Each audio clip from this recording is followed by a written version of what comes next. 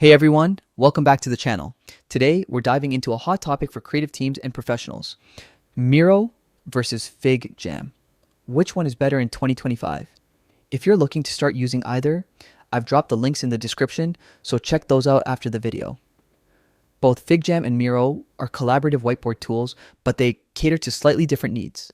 Let's start with FigJam. FigJam is an online whiteboard by Figma that's all about simplicity and ease of use.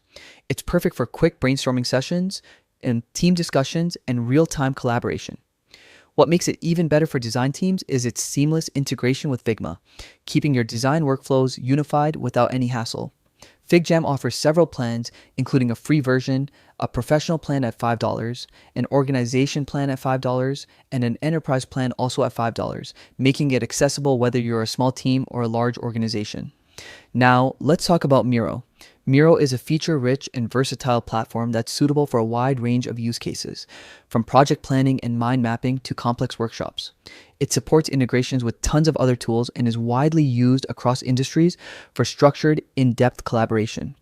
Miro's pricing includes a free plan, a starter plan at $8, a business plan at $16, and an enterprise plan for larger organizations. If you need more flexibility, advanced features, or a platform that can handle extensive project management, Miro has you covered. So, which one should you choose? In my opinion, if you're part of a design team looking for a lightweight, easy-to-use tool, FigJam is the way to go.